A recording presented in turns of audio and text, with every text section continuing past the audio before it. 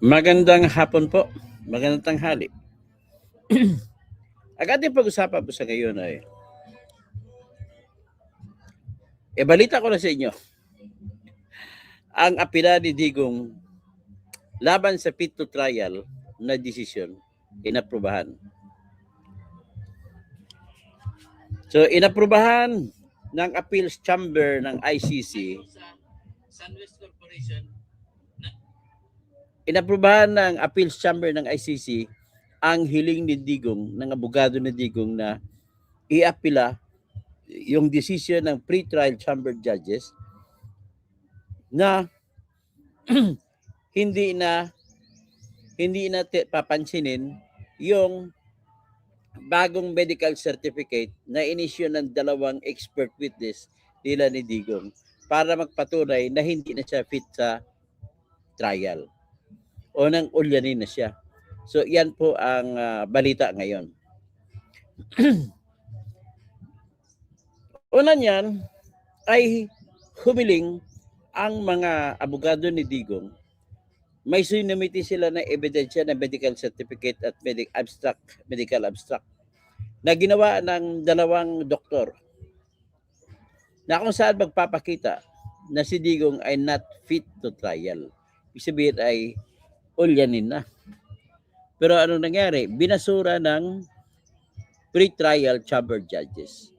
Ang gusto ng pre-trial chamber judges ay matuloy na yung confirmation hearing sa February 23 hanggang February 26 ata yun. So anyway, nang binasura nito ay nagsampa ng notice of appeal. Nagbigay ng notice o ng pasubali ang abogado ni Digong na si Attorney Kaufman sa appeals chamber, sa apila, sa mas mataas na mga huwis, appeals chamber. 5 judge naman doon, hiwalay na judge. At sinabi nila na gusto nilang i-apila yung utos ng pre-trial chamber na 3 judges lang na huwag na tingnan yung bagong medical report na binuo o na ginawa ng 2 doctors na tumingin kay Digong Duterte. Ang sabi ng pre-trial chamber ay hindi na kailangan. So, ibig sabihin, lumalabas na talagang may bias itong pre-trial chamber. So, sino ba yung mga judges sa pre-trial chamber? Akuin nila natin ang pangalan nila.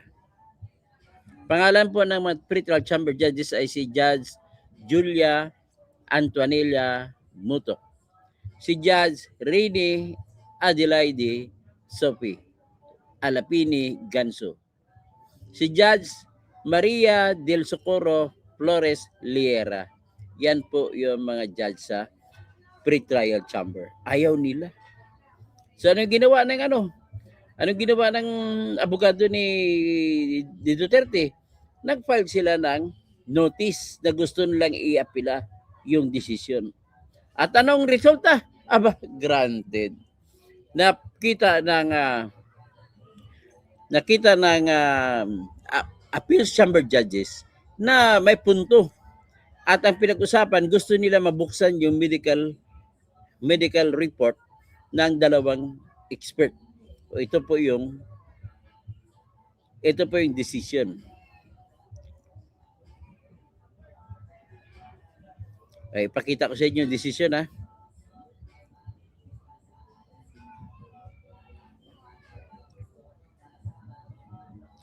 Yeah, haha.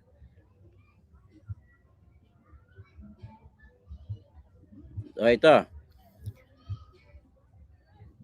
The Appeals Chamber, Judge Luz del Carmen Ibanez Carranza, presiding. Judge Tumuco Akani, Judge Solomi Balungi Busa, Judge Gutsa Lordki Padidsi, Judge R.D. Nabalsoren Damdin. Order on the conduct of the appeal proceedings. So, ginrant na ang apila. Sabi nila.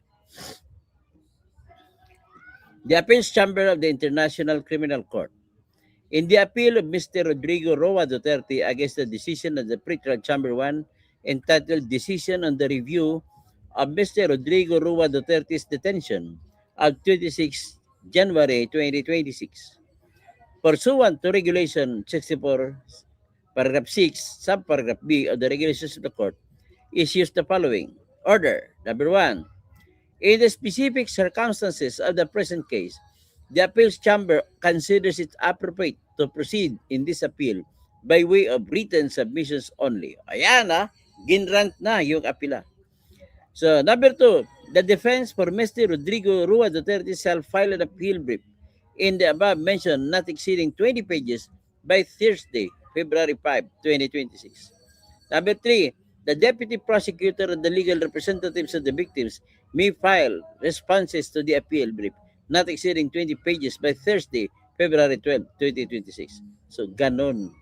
So, earlier than that, ito yung apila nila ni Duterte. Basahin natin.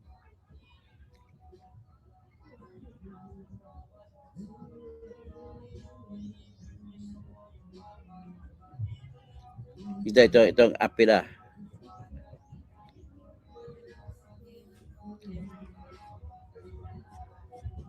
Okay.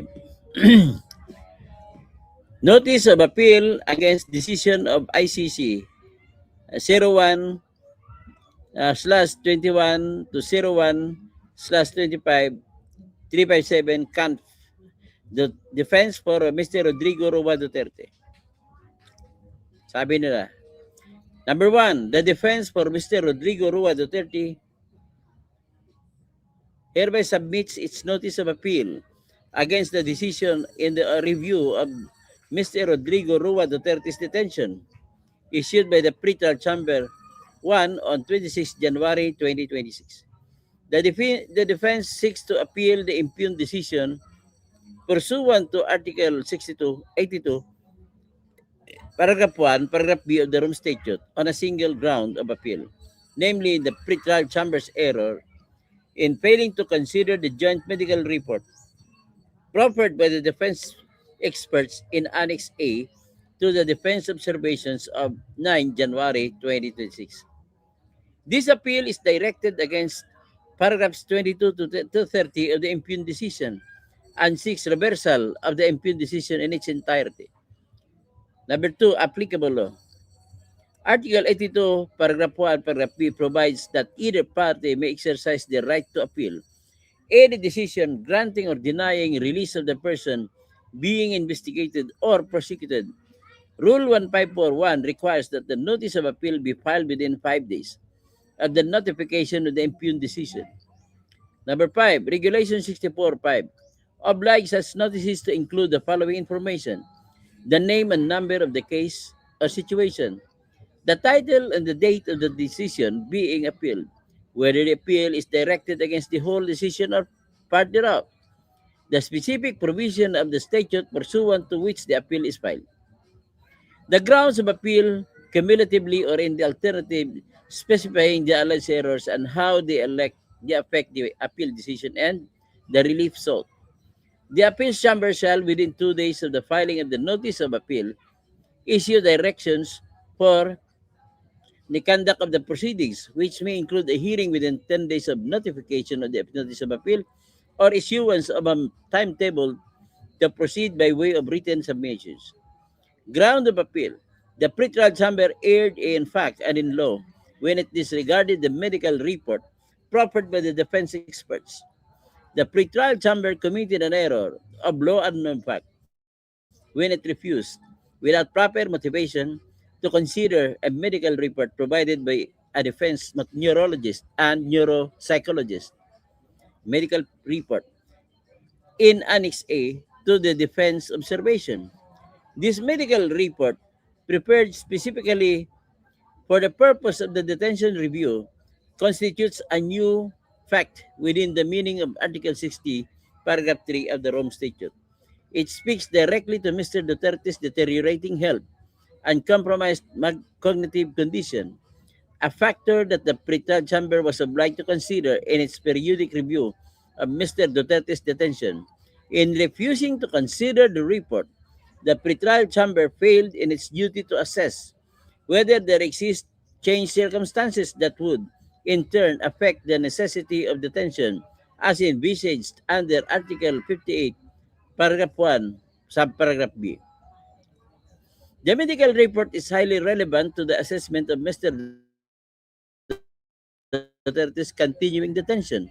It was commissioned specifically for the purpose of assessing Mr. Duterte's ability to articulate Article 58.1, Paragraph 1, Subparagraph B risks in light of his health and took into careful consideration the reports provided by the panel of experts, themselves constituting a new fact. The pretrial chamber's disregard of the medical report constitutes a factual error. The pretrial chamber also committed a legal error when it refused to engage with the uncontested content of the medical report and the defense arguments thereupon. The pretrial chamber's sole basis for dismissing the medical report out of hand was that it had been proffered by a party to the proceedings. To categorically disregard a party's submissions to say nothing of objective medical evidence supplied by leading professionals in good standing is, in effect, the rejection of the suspect's right to a fair hearing. Finally, if the pretrial chamber felt unable to rely on submissions or evidence presented by a party to the proceedings, then it should have granted the defense prior request that the court-appointed panel of experts issue a report on Mr. Duterte's current ability to actualize Article 58, Paragraph 1, Paragraph B, risks. That defense request, however, was denied on the basis that it was unnecessary, inappropriate, and that the defense would at a later date be able to provide observations on Mr. Duterte's pre-trial detention, observations which now appear to have been disregarded. Relief sought the above errors vitiate the impugned decision. The defense therefore respectfully seeks reversal of the impugned decision. In short, ang ibig lang sabihin dito ni Attorney Kaufman ay parang ang rason niya kung bakit humihingi siya ng apela ay para makita ng appeals chamber ang pagkabayas ng pretrial chamber na kung saan ito ay tinanggihan na tingnan. Para tingnan lang, tinanggihan na kagad, titingnan lang. Titingnan kung ang bagong medical report ay makatuturan ba na pwede dapat matigil na ang hearing at palayain na si Digong dahil sa not fit to trial siya.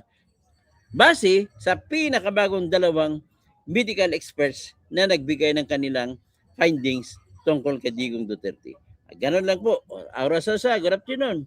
God protect us. So, yan lang po ang ating yan lang ang ating report sa ngayon. Sana naman ay matapos ito at ito po ay pwede makaapekta sa February 23 na confirmation hearing. At kung madesisyonan dito na pabor kay Duterte sa apela, ay wala nang hearing mangyari. Ganun po yun ang mangyari dito. So, magandang hapon po mga kababayan ko.